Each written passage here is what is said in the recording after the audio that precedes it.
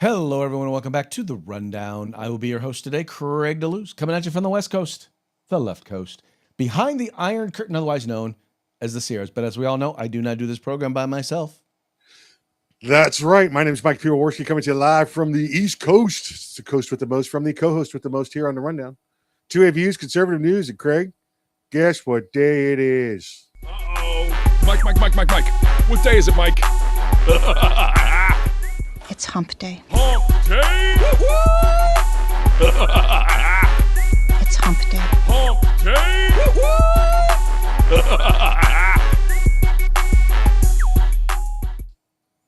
That's right, folks. Hump Day is the day in which we attempt to begin the weekend, sometimes with success, sometimes not.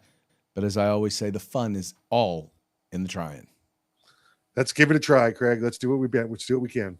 Let us definitely give it a try. I will tell you, I will begin at the end of the program. When we're done with the program, I've actually already cracked open a bottle of Horse Soldier, and looking forward to getting a few tastes. My Horse Soldiers are over there. There you go. I've only got one of them. Unfortunately, the Total Wine and More here in the Sacramento area only had one. But you know, I saw it. I had to get it. First of all, I love the bottle. If you want nothing more than to just get a cool bottle, yeah, it's a cool looking bottle. It'll look really nice on your shelf. It definitely does, and doesn't feel too bad in your belly either. No, it doesn't. In fact, so they had, if I recall, because they didn't have an event this year, but they had an event last year, and there were three of them. Yep. The 84 proof one was pretty good. I think it was like they had like 100 proof one that was kind of the middle of the road. Right. It tasted stronger than it really needed to for the proof that it was. But then they had one that was like, what, 140, 150 proof, something like that. It was like 120. And it tasted as smooth as the 84. It was by far of the three the best, in my opinion, especially when you're talking about bang for your buck. Yeah, listen, all three of them would help you relax quite nicely. Yeah. Yes, they all taste delicious. If I'm ranking those three, that's the way I would rank them. The top shelf is obviously top shelf for a reason. Yep. You don't want to call it bargain basement because it's not cheap, but it's not inexpensive. It's very reasonably priced, but their lowest octane, we'll call it, or lowest proof, was probably number 2. Yeah. I would agree with that. Yeah. So I will be partaking of some of that this evening. Not a whole lot, but I've had to start. I wanted to start to have some on Thursdays, but I've realized that if I partake of, I don't even have to like really drink on Thursdays. I play basketball Saturday mornings, but if I partake of almost anything Thursday night, needless to say, my Friday morning basketball game is a little off kilter. So I try Wednesday instead of Thursday. Gotcha. I understood. Although you're probably a little bit looser while you're out there, Yeah, if we were playing on Thursday night, I'd definitely be looser. Yeah. The body does not how shall we say, does not recover from the effects of alcohol as quickly as they did when I was a Ute. Well, we all have our crosses to bear, Craig. That's yours. So, There you go. And I'm just fine with it. Just means I just have to plan better. Yeah. There you go. Yeah. And how about you? How was your attempt to begin the weekend going? Just getting by. We'll get there. It'll happen. There you go. We are always getting there. Of course, you take off time in general, but you pretty much work at least every Saturday because you got the radio show. Yes. Yeah. They're sporadic. That's more like fun though, isn't it? Or is that work? On the air is fun. Prepping before it is work. Yeah. Yes. I hear you. Yeah, prepping can be a pain in the patootie. Yeah, absolutely. I'm trying to bring that word back, patootie. Cutie patootie. Oh, excuse me. Ooh. Okay, all right, folks. Before we get into the program today, because we got some interesting things to talk about, we're going to start off with a quick shout out to our sponsors. Yep. Hitman Industries, that's hitmanindustries.net. They got AR barrels there, rifle caliber, pistol caliber, any link you need for your next AR build, rebarrel your current AR platform. That's hitmanindustries.net. California Public Assembly, fighting a good fight behind enemy lines. Now you can take part in California's future today. If you want the best in tactical concealed holsters on the market, get on over to Hog Holsters. That's HAWG holsters.com, hogholsters.com. Use the discount code The Rundown. That's all one word, no spaces, all caps. Get yourself a nice little discount. And if you want the best in field gear, tactical gear, web gear, security, law enforcement, EMS, fire, Boy Scouts, Cub Scouts, they probably got it. Get your group together, get your agency together, place an order at uscombatgear.com where you can get everything except the. That's right, folks. Please take a moment and visit our sponsors. Folks, look, they are all supporters of the Second Amendment. They are all good American, solid organizations. They are the folks who are fighting for us. And I can honestly and truly say that we personally know every single one of our sponsors, and they are they're doing it. They are the sorts of companies that you want to exist, that you want to thrive here in these United States. So take some time, visit their websites. All you have to do is follow the links in the description to this program. Go there, check them out, spend some money with them, and make sure you tell them it was the guys over at The Rundown that sent you. Also want to encourage you, if you're watching the program live, and I see that there's a number of you who are watching us live today, 3 p.m. Pacific, 6 p.m. Eastern, go ahead and comment. We would love to hear where you're watching us from, what you think about the program, what you think about the topic, whether you agree with us or not. Matter of fact, we prefer for you to disagree with us because that gives us the opportunity to mock you. Oh, wow. Is that a mockingbird? Man, is that a mockingbird? Is that a mockingbird?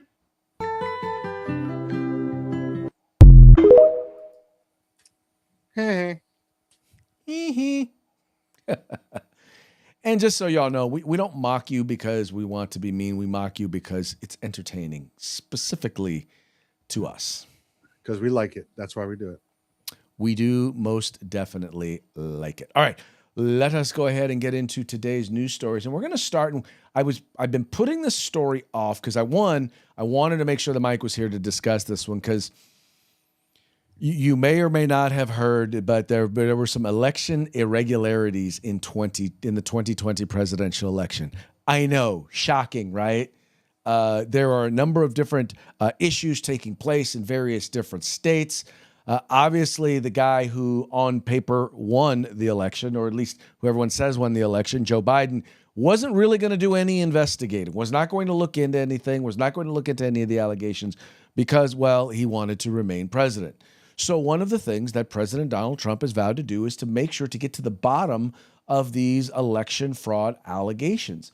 And as a part of that, the FBI went and got a warrant and raided a Fulton County. Now, this is the biggest county in Georgia, but a Fulton County elections office in order to obtain ballots and other ballot information or information related to the ballots and counting in order to, I guess we'll figure it out. But as a part of that investigation, now this is a week ago. So this story right here is from a week ago. So no, it's not happening right now. They're not raiding them again.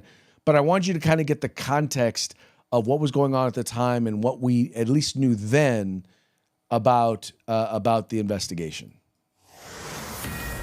Fox News is learning FBI agents are on site at a Fulton County election office in Georgia, where they are conducting a search. David Spunt's got more details for us on this developing story. David?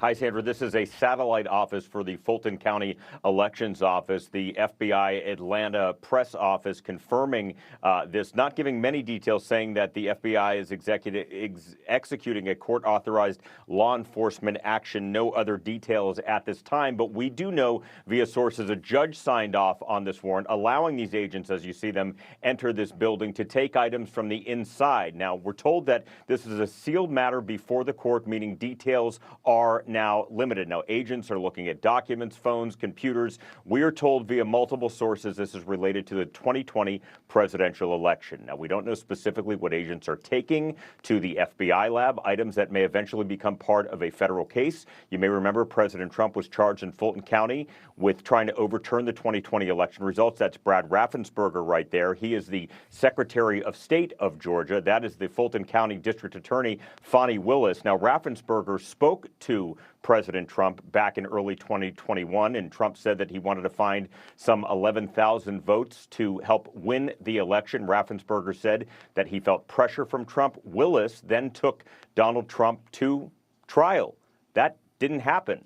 In 2023, she said that her prosecution was all buttoned up, ready to go, but it was completely derailed after it was revealed she had an intimate relationship with the top prosecutor on her team, and it could have tainted the case. Late last year, a judge dismissed the case in its entirety. It's important to point out, Sandra, that a judge typically would not just sign off on a warrant so the FBI could go on what's known as a fishing expedition. It's likely the FBI and DOJ presented some credible evidence to the judge for the judge to go ahead and give the green light. No immediate comment from. So once again, so as of that point, there was no real comment except there was a big media uproar about the fact that Tulsi Gabbard was there, the DNI, and quite frankly, the director of national intelligence. And the reason she was there was because obviously election fraud. I keep saying erection flawed because the last few years, in order to keep us from losing our channel, we would say erection flawed, in order to not say election fraud, and plus to be funny, But anyway, but there's a lot more to this story, and I wanted Mike to be able to be here to kind of lay out why is this a national? I mean, obviously elections are national security, but why is the DNI there? Okay, so let's take a half a step back, right? We're talking about the 2020 election, and I know, Craig, that that's a touchy subject for some, but unlike the Democrats, which don't know which way to steer their message, right? I believe the Republicans, the Conservative Party, looked at this and said, "Listen, the more we talk about the 2020 election, this is in 2021, 2022, it makes us look like sore losers. It makes it look like crybabies. So nobody's talking about it out loud. I think we all believe it to some level, Craig, and I think enough evidence to where I'm convinced it happened. But then again, we had a man trying to win an election, and rather than again look like the sore loserville there, they left it alone. So let's talk about what's different now than what's different in 2021, 2022 when they were talking about this. Craig, what significant event has occurred in the last 30 days or so? Well, I'll tell you what's happened is we've taken him by force, Nicolas Maduro. If you recall, just go back through your history. Nicolas Maduro with Chavez, when Chavez was president, they were the ones that developed the software. Their company developed the software to beat U.S. electronic ballot boxes. Okay? Sound weird? I don't know. We get this guy in custody, and all of a sudden, within 2 weeks, 3 weeks, there's enough evidence to go into a judge and say, Your Honor, we'd like to present this new evidence to you to get a warrant to look at these records. And that judge said, okay. What actually happened, Craig, just to be clear with the folks, is that they filed it in the courthouse down at the state office. And that judge said, no, you got to take it to this other courthouse. So they took it to a separate courthouse in a separate jurisdiction, both within Georgia there. So that's a huge deal. Why is Tulsi Gabbard there? Well, there's a certain president that signed an executive order that said the DNI was responsible for overseeing allegations of foreign election interference. And Craig, you want to know who that president was? That would have been President Biden in 2023. Okay. Then in 2025, President Trump extended that executive order. So her authority to be there comes from President Biden. So thank you, President Biden. So she was there at President Trump's direction to make sure overseeing what was going on. Again, the evidence starts to come forward. When 2 + 2 = 4, and you've got the guy in custody now who created the program to defeat those specific machines, and he starts singing, well, guess what you're going to get? And I'll give you, Craig, just one more bit that you saw when you were putting your video up there, the video feed, the B footage. You saw an FBI agent carrying in a Halligan. It's a fireman's tool. They use those for breaking doors down. And then he also had the police battering ram with him that used to take doors down. They're walking around, Craig. You're telling me that they're walking around, there's no sense of urgency, and they can't get into the doors where the ballots are kept? That sounds like somebody at Fulton County really, really, really, really doesn't want us to see those ballots. Does not want us to see them at all. They're keeping them secure, even with the warrant in hand during the raid. They won't let them in. And they said, well, guess what? The warrant says we can take via any means necessary. So we're going to. This all points to me towards, Craig, more exposure of the corruptness that we had to deal with during the Biden and the Obama administration. And by the way, it sounds to me like, from this, based on this article in the Atlantic, that they definitely think that MAGA's onto something. At least they know where it's going. And mind you, folks, and I think that was one of the things that was pointed out by the reporter in the very beginning in the story that I told you, is this they had a warrant from a judge. So it wasn't like they just went in there all willy-nilly on a fishing expedition. They had some credible evidence that there was something there, or might be something there, that is crucial to their case, or part of their case, such that they need to get the warrant. And there's got to be something there, because why is Fulton County fighting against them having this data, them having this information? I mean, if you've done nothing wrong, then what's the problem, right? What's the problem with the federal government having this access to this information about a federal election? Unless you believe there's going to be some incriminating evidence there. Now, Mike, I want to thank you for that analysis, because I'll be honest, I looked amongst a bunch of the mainstream media to try and pull all of that together, and was not having a whole lot of luck. And I'm like, okay, I know this is important. I'm trying to find the threads, and the Maduro thing was something that I did not think about, and you put that together for me. So thank you. Yeah, it's coming down. Listen, their walls are about to come down. Listen, and what's his name? Roethlisberger there, Ratzenberger, whatever his name is, the Department of State guy in Georgia. I don't think he had any visibility on us. I think this guy stayed up there in Georgia, and he takes the reports. Remember, from supervisor of elections from each county. When those supervisor of elections from each county report to him, and he certifies based on what they certified. I mean, I can see where that guy's in a spot. The president calls him and he says, "What do you got?" And he goes, "These are the votes I have. This is the votes I have." Right. And that's, that's part of the thing to understand, is all they have is the stuff they have. And so a lot of this is not coming from the state level. It's literally coming from, if you look at where all of the problems are, if you look at where all of the issues are, they're all in blue counties, right? They're all in counties that are controlled by Democrats, or more specifically, controlled by Trump haters. Right. And and the confusion opens the door for this sort for potential fraud. Now, the question is, and this is the thing, if something is proven there in Fulton County, then it puts a lot more credibility and a lot more weight on some of the other counties in other parts of the country that actually made a difference in elections. And folks, I get what you're saying. I know you're like, well, do we really want to dig this up, because it's going to cause people to question elections? And I'm like, you know what? I hate to say this, but if we need to question them, if they deserve to be questioned, they need to be questioned. And whether or not we find something or not, looking and finding nothing is a good thing.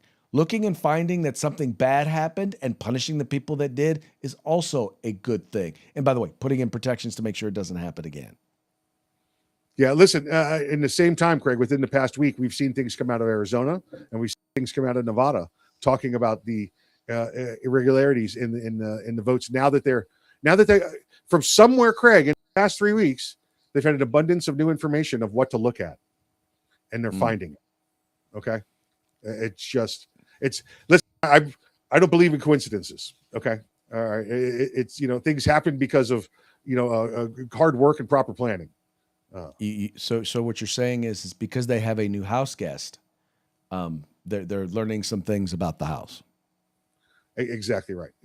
And listen, I know that there were plenty of legitimate challenges back in the day, a couple 4 years ago, that looked at this. But I also understand that there were, when judges had this stuff presented to them, the judge didn't want to go down his history as the guy who started this next civil war, because that's what you were looking at. He didn't want his family to die. He didn't want him to die. Because that's what would have happened.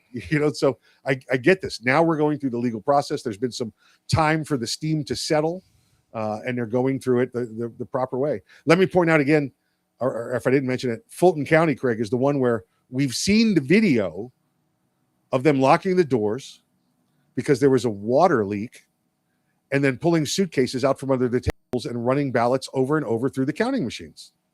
But that wasn't enough for anybody back then. Let's see how it is now.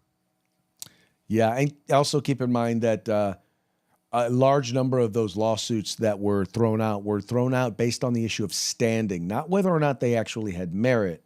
Right. They were thrown out based on standing, meaning the people filing the suit didn't have quote unquote standing or were not the proper people to be able to file the suits. What should have happened, good folks, what Craig is saying is Donald Trump should have been the one to be the victim to file those. But instead he had his staff doing it, and they said the staff was not affected. Yeah. Bah humbug. Yeah. By the way, speaking of election fraud, I keep saying election fraud. The Supreme Court of the United States has greenlit California Governor Gavin Newsom's new redistricting map in order to basically steal 5 seats from California Republicans. This being reported by the folks over at the California Post. It says here, Governor Gavin Newsom's Prop 50 Passion Project scored Supreme Court approval Wednesday, handing Democrats a major strategic victory before this year's midterm elections. Newsom championed the redistricting effort, pitching it as California's answer to Texas's new congressional map from last summer that could hand Republicans up to 5 extra seats. Says drawn up by Democratic lawmakers and greenlit by voters last November, the Proposition 50 map paves the way for Democrats to grab up to 5 House seats as they chase a majority this fall. The Supreme Court's decision on the California redistricting plan follows its approval of the Texas map 2 months ago. And I think I remember saying back then that the approval of that map, when they approved that, that was pretty much going to tell you that they were going to approve California's map. And that's the thing, is what they're looking at is history. And history says redistricting takes place. And as long as it's the body who's supposed to be handling redistricting, and they put it, there was an initiative that went to the people. They put it to the people, and they handled it the way California handles elections, handles redistricting, and it passed. So, and once again, and Texas did it the way Texas does it. So, I'll just say this. As soon as Texas did it, you knew California was going to do it. As soon as you open up the doors. Now, the one thing I will say, Mike, is now this opens up the doors for Republican states to use the same sort of tricks and tools that Democrat-controlled states have always used in redistricting. Now, some of them are going to do it. Some of them have already done it. Some of them are going to wait until after the 2020 or 2030 census to do it, which is when they normally do it. But they're going to now start to look to draw districts that are going to favor the party in charge. And Democrat states have always done it. Now Republicans are going to start to do it. I think you're going to see a dramatic shift in Congress as a result. Yeah, and listen, Florida's already got it ready. The governor's already said he's done it. We've drawn the map already before, and you and I had the conversation about gerrymandering. And I think California, it's not over there yet either, Craig, because the one point that the recent SCOTUS gave it to them was based on their authority to do such, not based on the methodology they use, not based on the gerrymandering that they use, because that's what they did. I think you'll see that come up. Don't know if that'll be solved before the midterms, but I think you'll see that lawsuit come as well. They're going to gain more seats from Florida. They're going to gain more seats from all the red states. The good thing, Craig, when you sit down and you do the math on this, is there's only one California, but there's plenty of red states out there that are about to do this and increase those numbers. Well, the other thing is that they act like this is a flat out win for Democrats. The truth, though, is that what they did was they took safe Republican seats and they made them competitive. Yeah. In order to make those safe Republican seats competitive, they had to take Democrat voters out of some safe Democrat seats and make those districts competitive as well. which means that it's not really 5 districts that are now up for grabs. It really that used to be strong Republican. There's now another 5 districts that used to be Democrat that are now up for grabs. And I can tell you that there's a real shot if Republicans do play their cards right, which they usually don't, admittedly, that Republicans could not only retain those 5 seats, but could actually win some of those other competitive seats. So you're going to have about 10 more competitive districts now in California than you once had. Republicans usually don't, but the guy we got in the White House is pretty good about counting electoral votes and knowing where to get them from. Well, he is, but we're talking congressional votes, and unfortunately, But there are a lot of MAGA voters who don't show up when Trump is not on the ballot, and we've got to encourage those MAGA voters to show up. And the best way to do that is, how about you run some candidates who support MAGA policies? Yeah, well, yes, I know there's a difference between electoral votes and congressional seats, but they're tied together based on population. Yes. Yeah, just got to get them to turn out. Yeah, just got to get them to turn out. Another victory, a victory actually that we can be bragging about to take place. The other day, I told you about a lawsuit that had been won. It was the first ever of its kind malpractice lawsuit against doctors who, in this case in New York, who were pushing or basically did not appropriately handle a situation where you had a minor, a 16-year-old who went through a 15-year-old, I'm sorry, who decided that they wanted to attempt to change their physical characteristics in order to appear as a different gender, and then decided, no, this isn't working. This was a mistake, and then detransitioned. This person won a major lawsuit, $2 million against both the plastic surgeon as well as their psychologist. Well, now the first major medical group in the United States has actually come out and said that, we need to change our standards here. It says here the first major medical group opposes sex mutilating surgeries for minors. The American Society of Plastic Surgeons issued a position statement on Tuesday advising against sex change surgeries for minors. The position statement went to the group's 11,000 members, recommending that surgeons delay transgender-related chest, genital, and facial surgeries until the patient is at least 19 years old. The ASPS is the first major medical organization in the U.S. to reject transgender activists' ideological push to mutilate young people without sufficient evidence. Quote, consistent with ASPS's August 2024 statement that the overall evidence based on gender-related doctrine and surgical interventions is low certainty, and in light of recent publications reporting very low certainty of evidence regarding mental health outcomes, along with emerging concerns about potential long-term harms and the irreversible nature of surgical interventions in the developmentally vulnerable population, ASPS concludes there is insufficient evidence demonstrating a favorable risk-benefit ratio for pathway of gender-related indoctrination and surgery interventions in children and adolescents, the position statement reads. Now, let's be very clear. They're specifically talking about kids, so they're not addressing the idea of whether or not these surgeries help anybody. What they're saying is there's no evidence that it helps kids.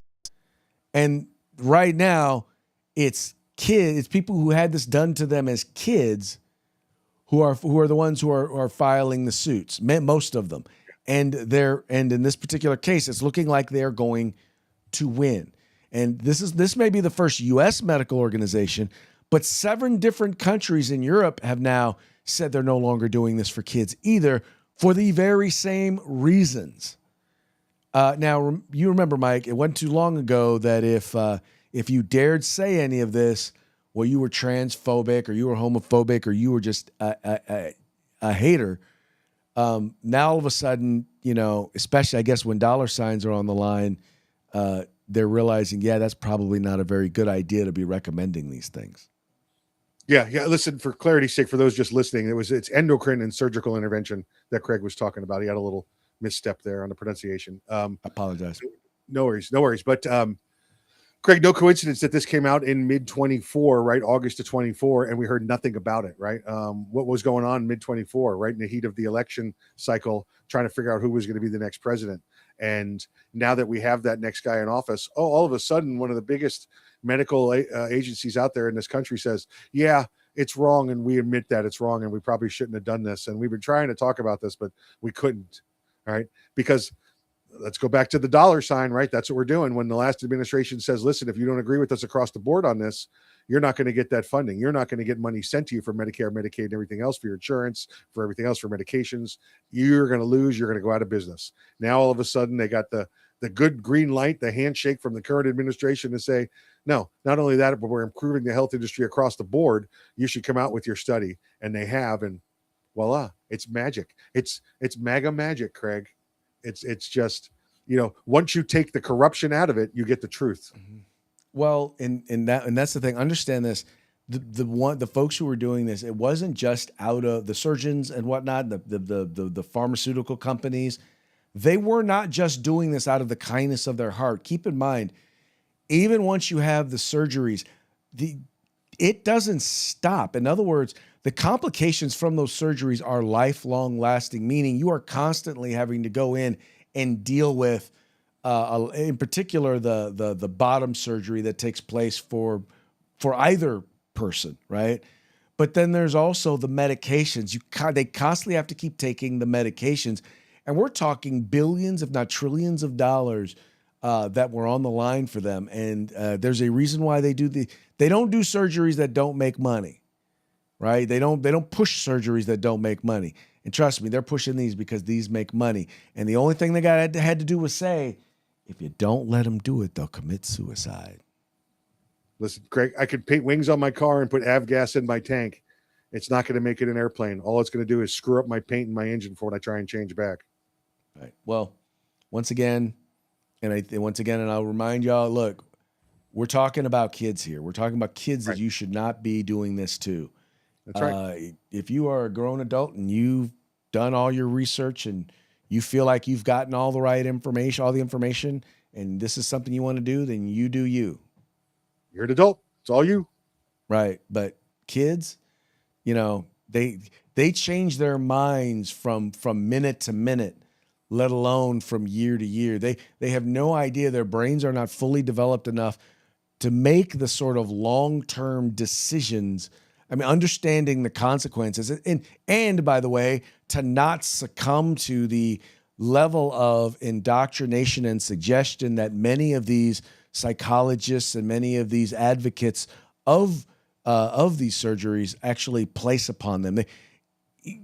So many of these folks we're talking about are dealing with things like autism and stuff like that. And, you tell them, well, look, you'll feel much, much better if you become a man, if you're a little girl.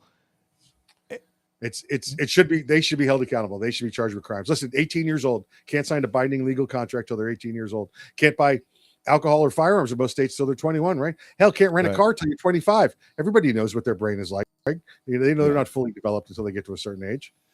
Right. And anyway, that's just that. Anyway, that's where we're at. It's good to see that is happening. I will guarantee you right now, they may be the first, but they will not be the last organization to make this determination. No. Floodgates are open now. Here it comes. Yes, they are. All right. The MJ here in this story stands for Mother Jones. It was the only way I could make it fit on here, but y'all are familiar with the Trace. It's a group that they claim to be nonpartisan group organization that promotes, that just talks about gun violence, but it's actually they're a bunch of gun grabbers, and Mother Jones is basically the neo-Marxist organization that, wants to do the same thing, except that, they're just full neo-Marxist. They want all of the neo-Marxist agenda. Well, they decided to push this narrative in this story that I had to share with you, Minneapolis is the violent reckoning the gun rights movement has long wanted. You're going to love this. On December 31st, in the waning hours of 2025, the Washington Post reported on an internal ICE document that concerned the agency's, quote, wartime recruitment strategy, or rather its attempt to expeditiously swell its ranks of deportation officers. The memo, according to the Post, had in mind a pool of ideal candidates who lead a patriotic lifestyle, and have an interest in, quote, military and veterans affairs, physical training, gun rights organizations, and tactical gear brands. The memo's logic was easy enough to understand, since what it described, if you read between the lines, was an informal paramilitary that was waiting to be tapped.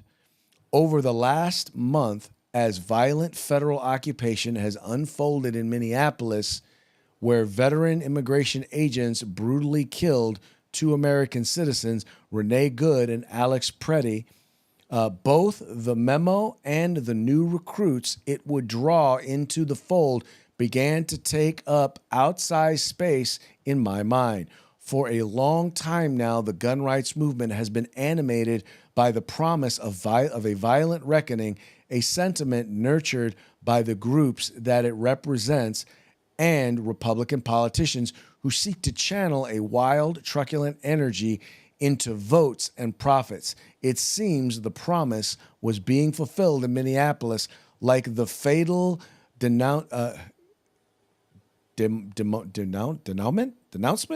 of a product.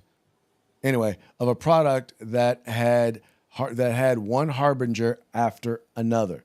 So what they're basically saying here is, you know, the new ICE folks, all these people who are now running ICE and now on the Border Patrol and the swelling of the ranks, yeah, this is the new Donald Trump gun rights Gestapo that's seeking the violent reckoning. And I'm like, this guy, this person, this author, whoever wrote this, if you really just want to talk about someone who has absolutely no idea what they're talking about or who they are talking about, you want to set them straight. Ridiculous, Craig. Ridiculous. I mean, it's a recruiting memo, right?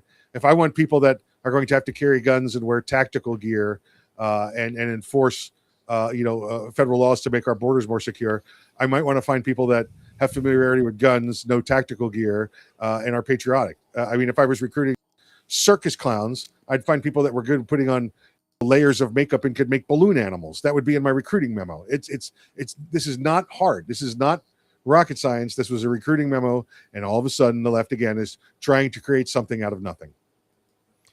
Well, but even more than that, and Mike, you know, like the patriotic gun rights folks that about which they're talking, and you know that in particular the ones who talk about the violent reckoning, you know, they are not the sort of people that are going to sign up to become ICE agents. No, right?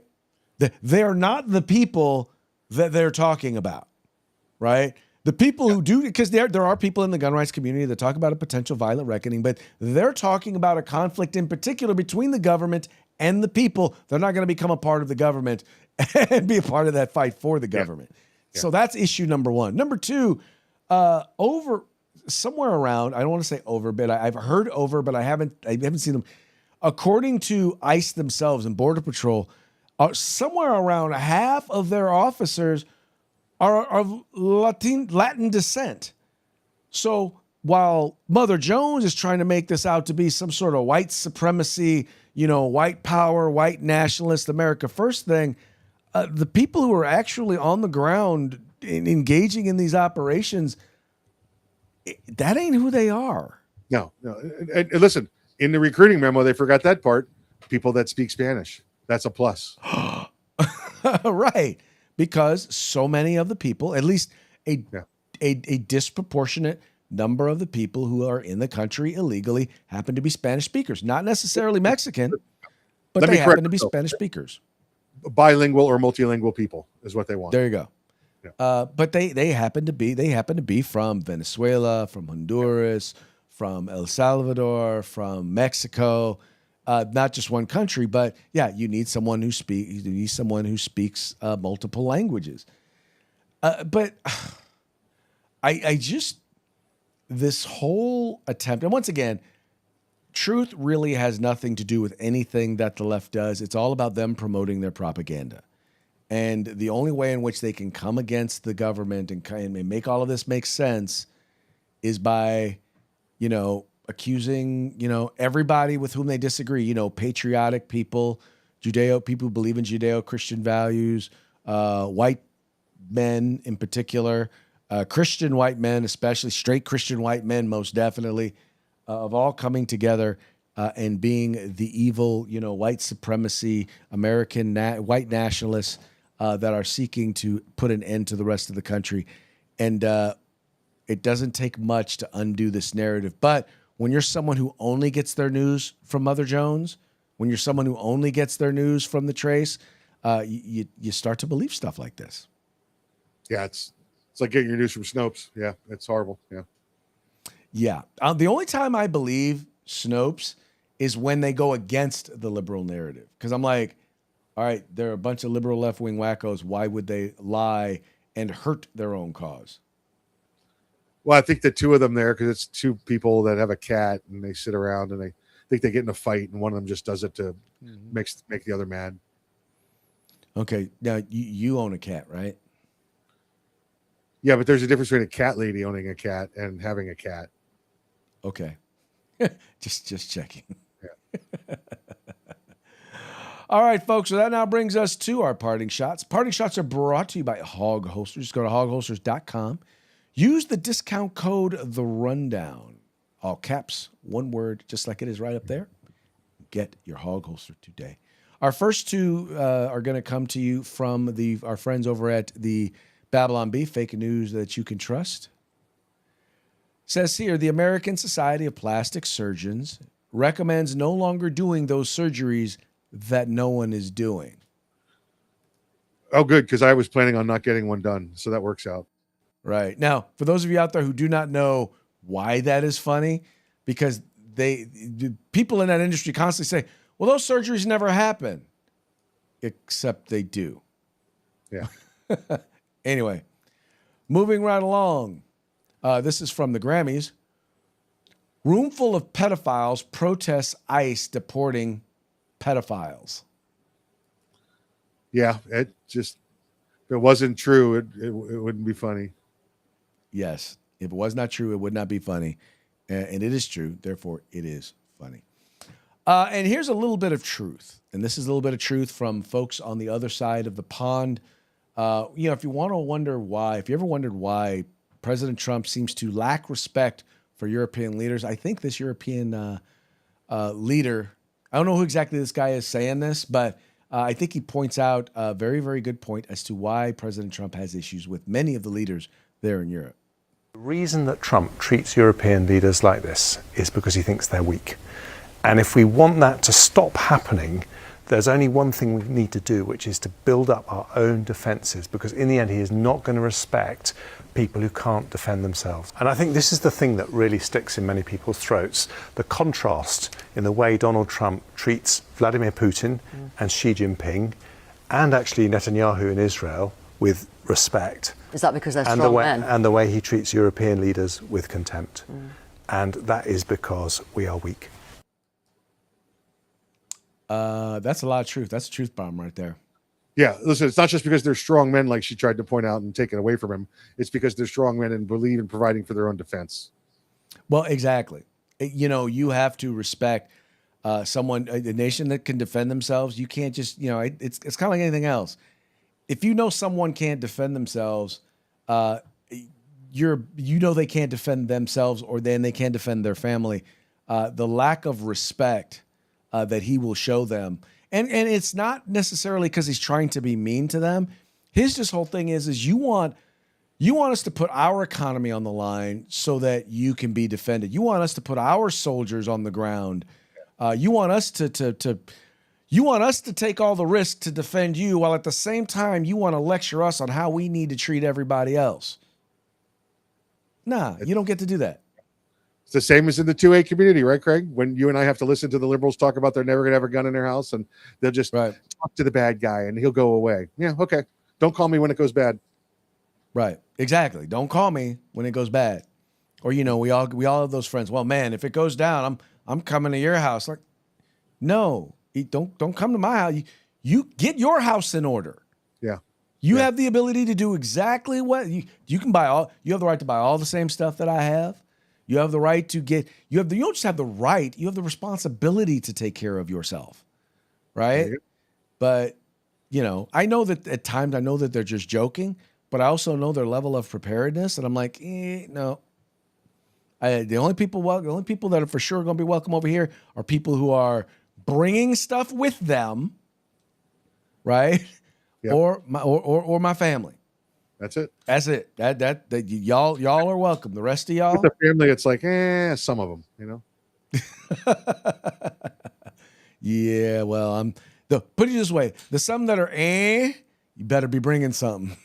Yeah. All right, folks. So that brings us to the end of our program. But before we go, we're going to give one more quick shout out to our sponsors. That's right. Say hi to our friends at Hitman Industries. That's hitmanindustries.net. They got AR barrels, rifle caliber, pistol caliber, any length you desire for your next AR build or rebarrel your current AR platform. That's hitmanindustries.net. California Republican Assembly, fighting a good fight behind enemy lines. Now you can take part in California's future today. And if you want the best in tactical concealed gear, tactical gear on the market, field gear, web gear, law enforcement, security, fire, EMS, whatever it may be, get your group together, get your agency together, place an order at uscombatgear.com, where you can get everything except the gun. And want to remind you folks, coming up 17 days and counting, 2 weeks from this upcoming Saturday, the 9th annual 2A Freedom Fest taking place in Summerfield, Florida. You're going to want to be there because it's going to be some of the folks, some of the premier gun rights activists from across the country will be there in media, people who are in the industry, people who are working in government in order to help protect your right to keep and bear arms. You're going to want to be there to hear what they have to say. Come on out. We'll love to hang out with you. And with that, we're going to go ahead and call it a day. Very much appreciate you tuning in. Appreciate you liking and sharing the program and encouraging your friends to do the same. We will be back tomorrow on Throat Punch Thursday. Till then, y'all have fun. Stay safe. We will see you mañana.